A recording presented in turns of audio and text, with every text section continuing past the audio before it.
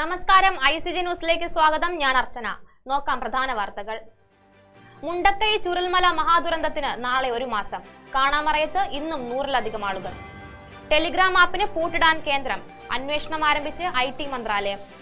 വർണ്ണാഭമായ തുടക്കം കുറിച്ച് പാരീസ് പാരാലിമ്പിക്സ്. ദൃശ്യവിരുന്നൊരുക്കി 1000-ഓളം കലാകാരന്മാർ. വാർത്തകൾ വിശദമായി. രാജ്യം കണ്ട വലിയ ദുരന്തങ്ങളിലൊന്നായ വയനാട് പുഞ്ചിരിമട്ടം ഉരുൾപൊട്ടൽ ദുരന്തം നടന്നിട്ട് നാളെ 1 മാസം. പെയ്തിറങ്ങിയ പേമാരിയിൽ ഉരുൾവെള്ളം കവർന്നത് 231 ജീവനുകൾ. ഉരുൾ ദുരിതത്തിൽ ദുരിതാശ്വാസ ക്യാമ്പായി പ്രവർത്തിച്ചിരുന്ന മേപ്പാടി ഹയർ സെക്കൻഡറി സ്കൂളിൽ ചൊവ്വാഴ്ച മുതൽ അധ്യയനം ആരംഭിച്ചു. ദുരന്തത്തിന് പിന്നാലെ ലോകമാകെ സഹായത്തിനായി കൈകോർത്തു. 200-ഓളം കോടി രൂപയാണ് മുഖ്യമന്ത്രിയുടെ ദുരിതാശ്വാസ നിധിയിലേക്ക് എത്തിയത്. ഉരുൾപൊട്ടൽ ദുരന്തം ബാക്കിവെച്ച ശേഷിപ്പുകളിൽ നിന്ന് അതിജീവനത്തിന്റെ പാതയിലേക്ക് ദുരന്തബാധിതരും വയനാടും. ടെലിഗ്രാം മെസഞ്ചർ ആപ്പ് നിരോധിക്കാനുള്ള നീക്കവുമായി കേന്ദ്ര സർക്കാർ. ചൂതാട്ടവും പണം തട്ടിപ്പും അടക്കമുള്ള കേസുകളിൽ സൈബർ ക്രൈം കോർഡിനേഷൻ സെന്ററും IT മന്ത്രാലയവും ആപ്പിനെതിരെ അന്വേഷണം ആരംഭിച്ചു. വിവിധ ക്രിമിനൽ പ്രവർത്തനങ്ങൾക്ക് ടെലിഗ്രാം ഉപയോഗിക്കുന്നുവെന്ന ആശങ്കയുടെ അടിസ്ഥാനത്തിലാണ് അന്വേഷണം.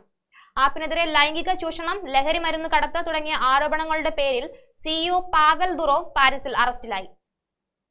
ഒളിമ്പിക്സ് ആവേശം കെട്ടടങ്ങി ദിവസങ്ങൾ പിന്നിടുമ്പോൾ പാരീസിൽ പാരാലിമ്പിക്സിന് ഇന്നലെ തുടക്കം കുറിച്ചു.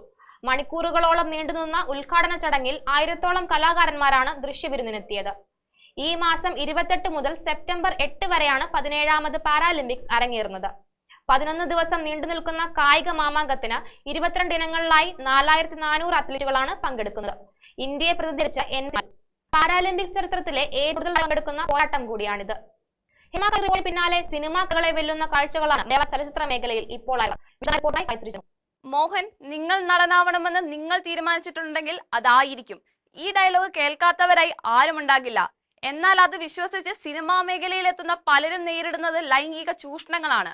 2024 ഓഗസ്റ്റ് 19 ഹേമ കമ്മിറ്റി റിപ്പോർട്ട് പുറത്തുവിട്ടപ്പോൾ മലയാള സിനിമാ മേഖലയെ പല പൊയ്മകളും അഴിഞ്ഞു വീണു.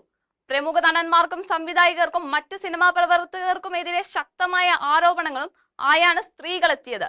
നടനും MLA-യുമായ മുകേഷ്, അമ്മ മുൻ general secretary Idavela Babu, joint secretary നടൻ ബാബുരാജ്, മുൻ ഭാരവാഹികളായ ജയസൂര്യ, മണിയമ്പിള്ള രാജു, പ്രൊഡക്ഷൻ കൺട്രോളർമാരായ നോബി ദിച്ചു, അഡ്വക്കേറ്റ് VS ചന്ദ്രശേഖരൻ എന്നിവർക്കെതിരെയായ വെളിപ്പെടുത്തലുമായി മീനു മുനീർ ആദ്യമായി രംഗത്തെത്തി. കൂടാതെ ജനറൽ സെക്രട്ടറി സിദ്ദിഖിനെതിരെയും ആരോപണങ്ങൾ ഉയർന്നു വരികയും അതിനെതിരെ പോലീസ് കേസെടുക്കുകയും ചെയ്തു.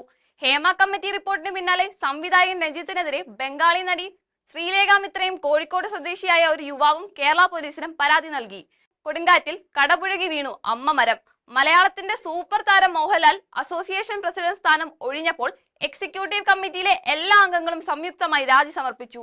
മലയാള സിനിമയുടെ നെടുന്തൂണായ മമ്മൂട്ടിയും മോഹൻലാലും എന്തുകൊണ്ടൊരക്ഷരം മിണ്ടിയിട്ടില്ല? സിനിമയിൽ വാചക കസർത്ത് കാണിക്കുന്നവർ ഈ വിഷയത്തിൽ എന്തുകൊണ്ട് മൗനം പാലിക്കുന്നു? പവർ ഗ്രൂപ്പ് ഉണ്ടോ ഇല്ലയോ?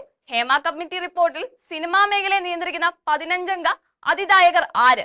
ഇനി ഇതിനുള്ള ഉത്തരമാണ് സിനിമാ മേഖല കണ്ടെത്തേണ്ടത്.